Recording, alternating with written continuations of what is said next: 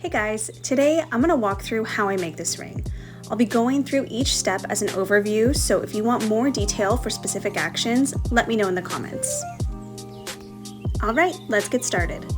For this ring, I'm using this gorgeous piece of Golden Hills Turquoise. Starting with the bezel, I always use my flat nose pliers to first crease the prominent point in my stone. I'll then wrap the silver around my stone and mark where the ends meet.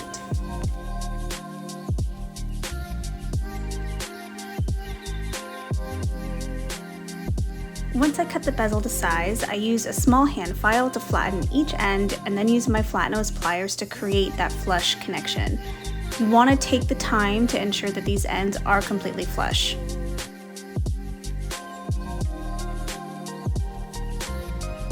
Just like that. When soldering the bezel, I use fire scoff to coat the piece and my small hand torch to heat the bezel evenly. You don't want to focus in one place or you risk melting your bezel. I place a small piece of hard solder at the base of the connection and watch the solder flow. I want to ensure my bezel is snug, but not too snug around my stone. I use my pliers to gently form the bezel shape around the stone. Next, I want to clean up the excess solder on the bezel by using a silicone wheel. I do this until the seam is completely gone. Just like that. Last step on the bezel is making sure it is flat on the bottom by using a high grit sandpaper.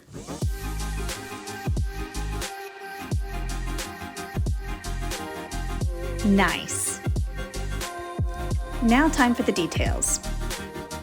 I'm using a rope wire border, and again we'll start by creasing the prominent angle first and then wrap the wire around the stone fully. I finagle with the shape and I sand the two ends until I'm happy with the fit around the stone.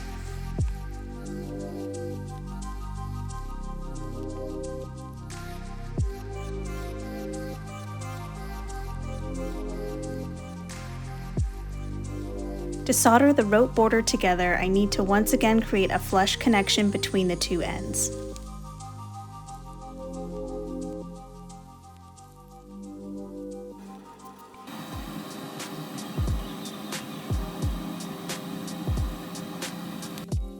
Now just a little reshaping in order to get it back to its perfect fit. Now for the square wire detail.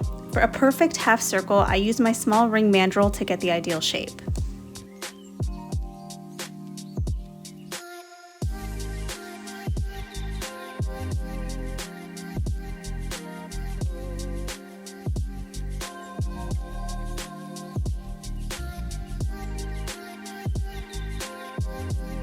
And finally, two small fine silver balls to complete the design. I'm using a 24 gauge sterling silver sheet.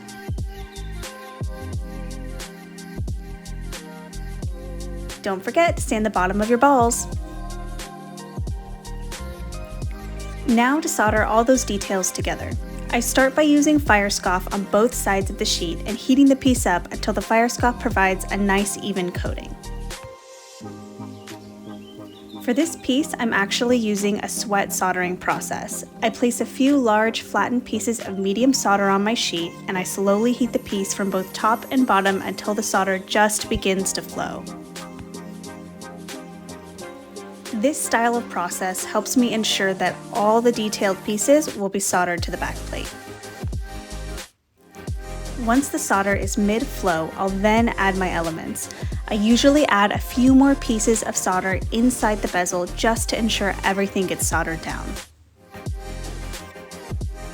I try to really focus my heat on just the bottom of the piece for this part so that the solder flows evenly. Time for a well-deserved pickle bath. Okay, my piece is pickled and ready to be sawed out. I always set down a polishing cloth to avoid any scratches on the back of my piece.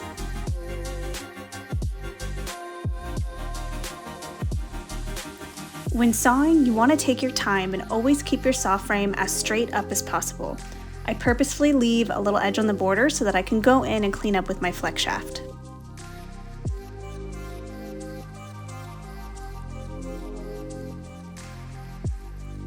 Okay, now to start the cleanup process.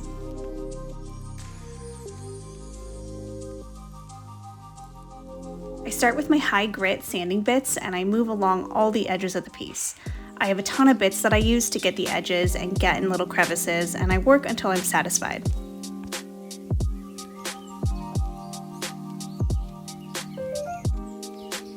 For the open style ring shank, I'm using a 9-gauge half-round wire. I measure the size roughly on my ring mandrel and then I hammer the shape until it is the preferred size.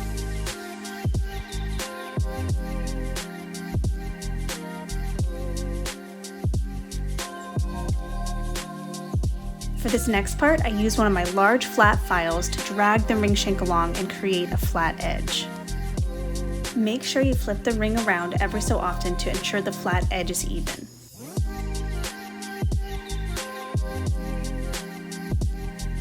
I'm now going to hammer the ring flat with my leather mallet to make sure it is completely flat and ready to attach.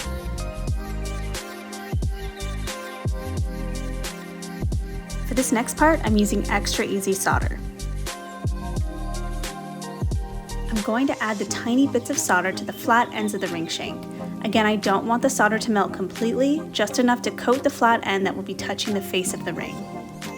Once the ring shank is soldered and pickled, I'm ready to complete the ring. I'm using my favorite ring soldering tool to place the ring shank perfectly centered. I love this tool because I can check it from all angles before I commit to soldering.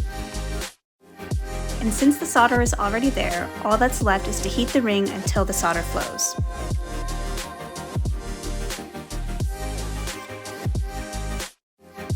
And now we're ready for one last pickle bath. Here she is, freshly pickled and ready for cleaning. I'm using a variety of cleaning and polishing bits to get all the scratches out and make sure every surface is smooth.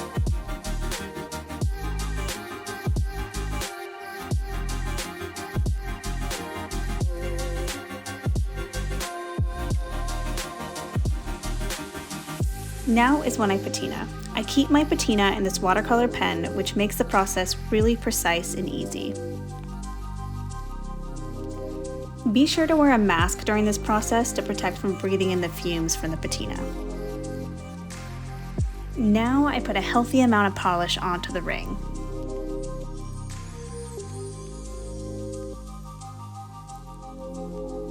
After polishing, I'll take an old toothbrush and some hand soap and give the piece a nice cleaning.